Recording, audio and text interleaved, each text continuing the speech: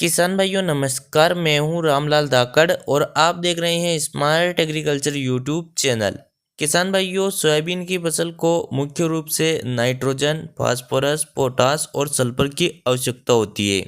उसके लिए बुआई के समय पर एनपीके 12-32-16, जिंक सल्फेट, डीएपी और एमओपी जैसे खादों का प्रयोग किया जाता है।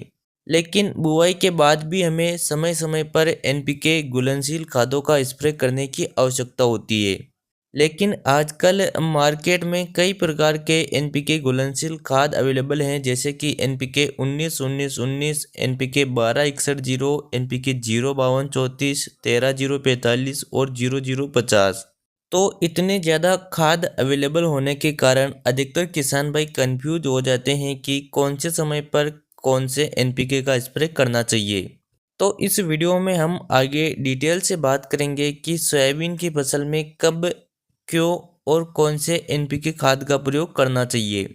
मतलब कि एनपीके 19-19-19 कब डालना चाहिए, 13-0-45 कब डालना चाहिए, 00-50 खाद कब डालना चाहिए। तो इसकी पूरी जानकारी के लिए आप वीडियो को बिना स्किप के अंत तक जरूर देखिए, और आप हमारे चैनल पर पहली बार आए हो तो नीचे दिए गए लाल अक्षरों के सब्सक्राइब के बटन पर क्लिक कर दीजिए और उसके पास में जो घंटी का निशान आया है उसे भी जरूर दबा दीजिए, ताकि हम जैसे नया वीडियो अपलोड करें उसका नोटिफिकेशन आपको तुरंत मिल जाए। किसान भाइयों चलिए अब बात करते हैं कि सोयाबीन की फसल में कौन से समय पर कौन से एनपीके खाद का प्रयोग करना चाहिए। तो सबसे पहले शुरुआत करते हैं एनपीके 19-19-19 से। इस खाद को बैलेंस्ड फर्टिलाइजर के नाम से भी जाना जाता है, क्योंकि इसमें नाइट्रोजन, फास्फोरस और पोटास तीनों 19% के अनुपात में होते हैं। अगर इसके प्रयोग करने के समय के बारे में बात करें तो यह खाद स्पेशल वेजिटेटिव ग्रोथ के लिए होता है। इसलिए सोयाबीन की बुआई के 15 दिनों से लेकर 20 दिनों के आसपास आप एनपीके 19-19-19 खाद का स्प्रे कर सकते हो।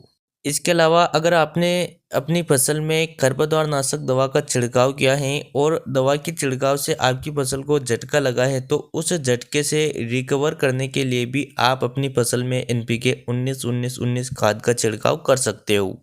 इसके अलावा अगले नंबर पर बात करते हैं एनपीके 12-61-0 के बारे में। किसान भाइयों इस खाद को अमोनियम फास्फेट के नाम से भी जाना जाता है, क्योंकि इस खाद में 12% नाइट्रोजन होती है और फास्फोरस 61% होता है। इसके अलावा इसमें पोटास बिल्कुल भी नहीं होता है।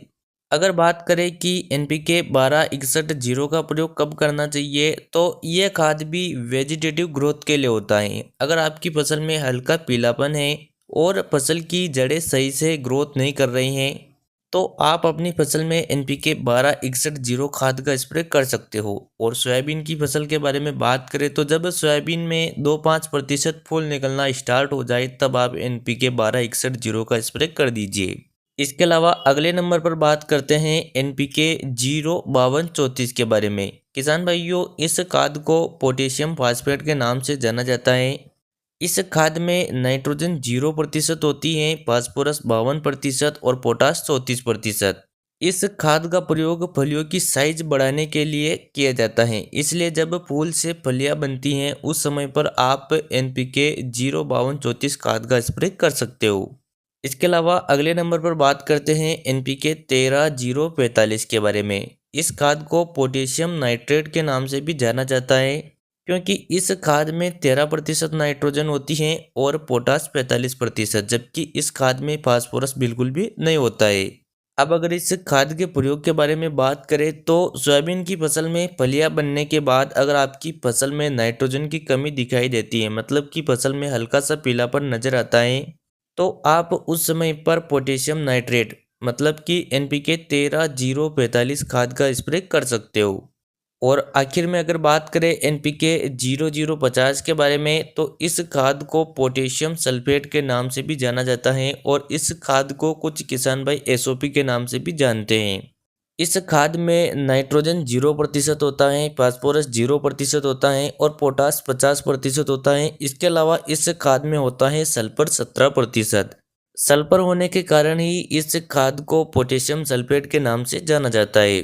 इस खाद का प्रयोग सोयाबीन की फसल में दाने के आकार को बढ़ाने के लिए और दाने में तेल की मात्रा और दाने में चमक बढ़ाने के लिए किया जाता है।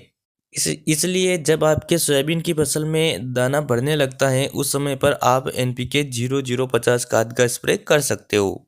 तो किसान भाइयों, यह तो हमने बात की कि सोयाबीन की फसल में कब कौन से NPK का स्प्रे करना चाहिए।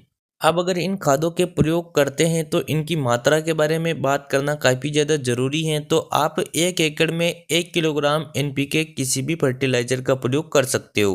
और स्प्रे करते समय खेत में नमी होना काफ़ी ज़्यादा ज़रूरी है, क्योंकि अगर नमी मौजूद रहेगी तभी स्प्रे का पूरा रिजल्ट मिलेगा। और अगर आपके क्षेत्र में लगातार बारिश हो रही है तो इन स्प्रे के साथ में आप सिलिकॉन बेस्ड चिपको को भी ज़रूर मिलाएं। तो किसान भाइयों, इस वीडियो में बस इतना ही। वीडियो पसंद आया हो तो वीडियो को लाइक शेयर और चैनल को सब्सक्राइब जरूर करें। चलिए मिलते हैं अगले वीडियो में। जय जवान जय किसान।